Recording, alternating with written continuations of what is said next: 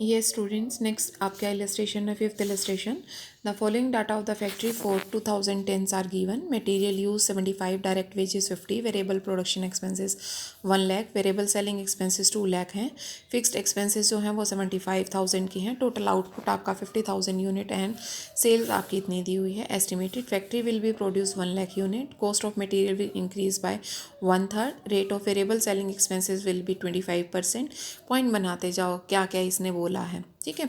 उसके बाद तीसरी कहता है rate of commission is to be salesman if the same rate of profit on cell.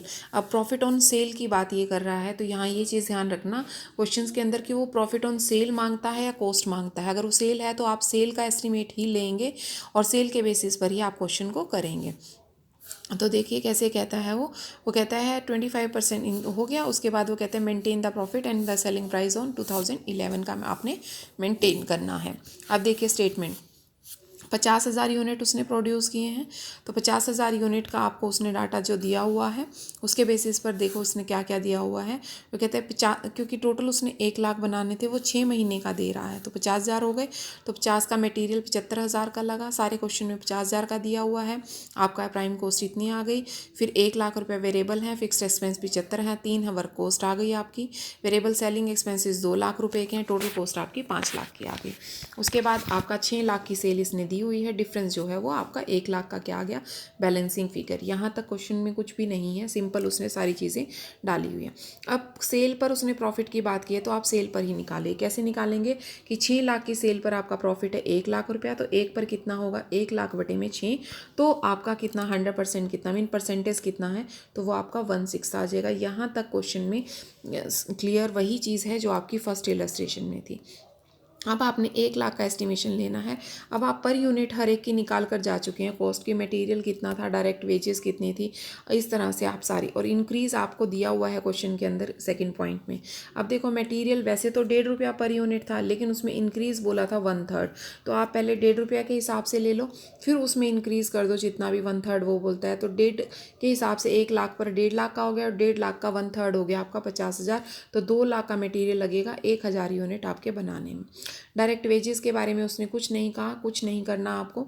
उसके बाद फैक्ट्री ओवरहेड के बारे में भी कुछ नहीं कहा, जो फिक्स्ड हैं वो फिक्स्ड ही रहेंगे, जो आपके वेरिएबल हैं वो आपके वेरिएबल ही रहेंगे। उसके बाद जो आपको आगे क्वेश्चन में है वो चीज़ थर्ड पॉइंट, जो थर्ड पॉइंट है इसने देखो यहाँ बोला भी है थर्ड पॉइंट के बारे में कि आपने क्या करना है थर्ड पॉइंट के अंदर, कि जो आपका ये था सेलिंग डिस्ट्रीब्यूशन एक्सपेंसेस थे, उसको आपने क्या करना है 25% से इंक्रीज़ करना है। तो आपने उसी को 25% के बेसिस पर इंक्रीज़ कर देना है। तो 25 के बेसिस पर जब आप इंक्रीज़ करेंगे तो आपका पहले सेलिंग डिस्ट्रीब्यूशन कितना था, 4 लाख रुपया।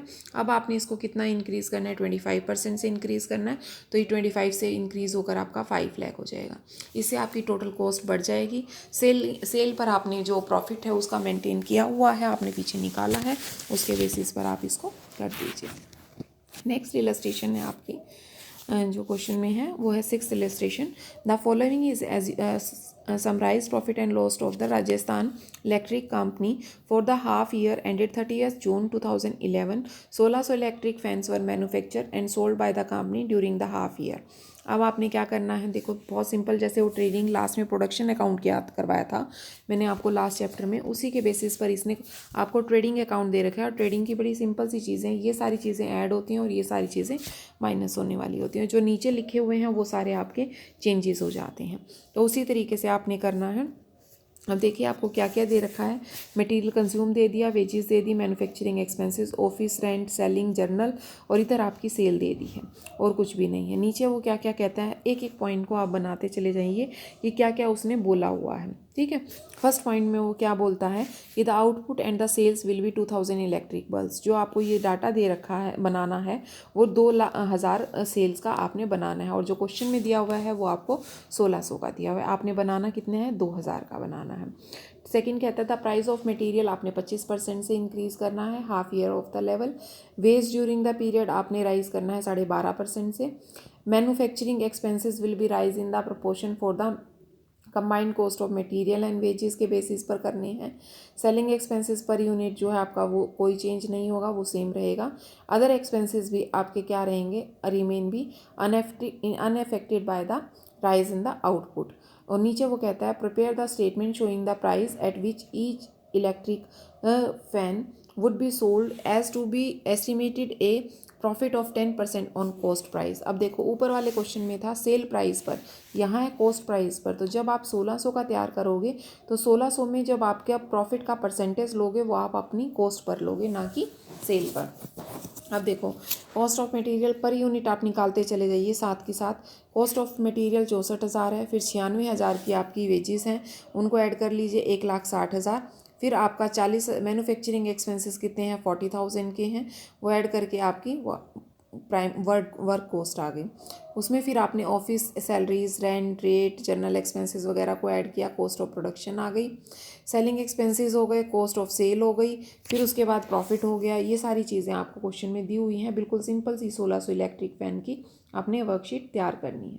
अब आपको 2000 की तैयार करनी है तो 2000 का उसी बेसिस पर जैसे आपने पर यूनिट कॉस्ट निकाली है, पर यूनिट में जितना जितना राइज वो बोल रहा है, मटेरियल का जैसे उसने 25% बोला है, वेजेस का उसने 12.5% से बोला है, मैन्युफैक्चरिंग एक्सपेंसेस का उसने कहा है कि राइज होंगे प्रोपोर्शन टू।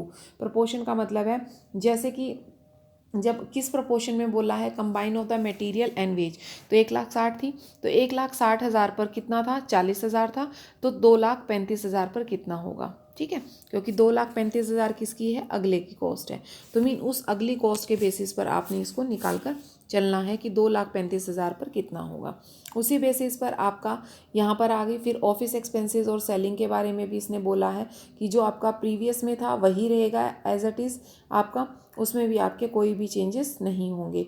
उसके अलावा सेलिंग एक्सपेंसेस 10 रुपीज़, उसमें भी उसने ये बोला था रिमेन अनचेंज रहेंगे आपके, जो आपका पर यूनिट रहेगा सेलिंग एक्सपेंसेस वही यहाँ पर रहेगा। उसके बाद आपका प्रॉफिट जो है वो कॉस्ट पर आपने निकाला था, कितने परसेंट बनता था वो उस बेसिस पर आपका 10% था, तो 10% के बेसिस पर आपने कॉस्ट का निकालना। कुछ भी सिंपल से क्वेश्चंस हैं, इन क्वेश्चंस में कुछ भी नहीं है, ये आने के भी चांसेस बहुत कम होते हैं। नेक्स्ट आपका आता है 7th इलस्ट्रेशन।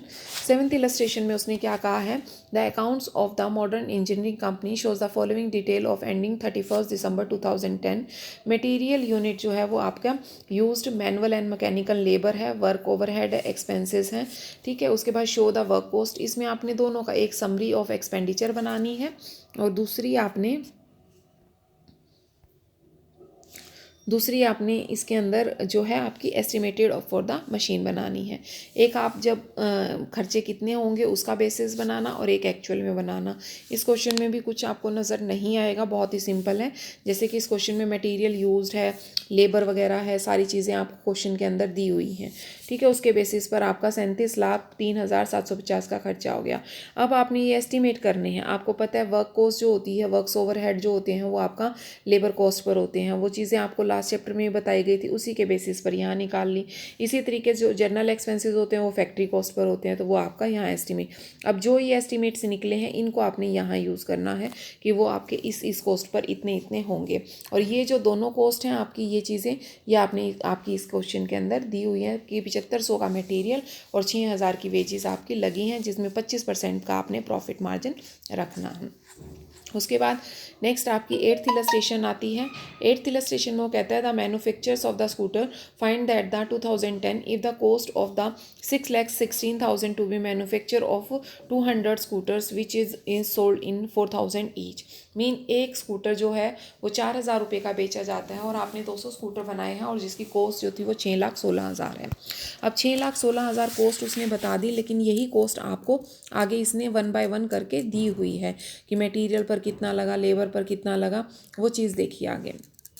ये देखो इसने क्वेश्चन में बोला भी है यहाँ पर कि मटेरियल पर 2 लाख लगा है, ठीक है। मटेरियल पर आपका 2 लाख है, वेजेस इतने हैं, ऑफिस इतने हैं, ठीक है। ये चारों खर्चे आपके दिए हुए हैं और इन्हीं चारों खर्चों के बेस पे आपकी ये कोस्ट शीट तैयार हो जाती है जो अगली पेज पर आपकी दी हुई है कि मटेरियल इतना था, ये इतना। देखो उसने यही तो बोला था कि 6,16,000 रुपये का खर्चा आता है। अब इसके बेसिस पर आप यहाँ पर कॉस्ट निकाल लीजिए, फिर उन्हीं के बेसिस पर आपने एक स्कूटर की कॉस्ट को निकाल कर देना है क्वेश्चन के अंदर, और कुछ भी नहीं करना है, ठीक है।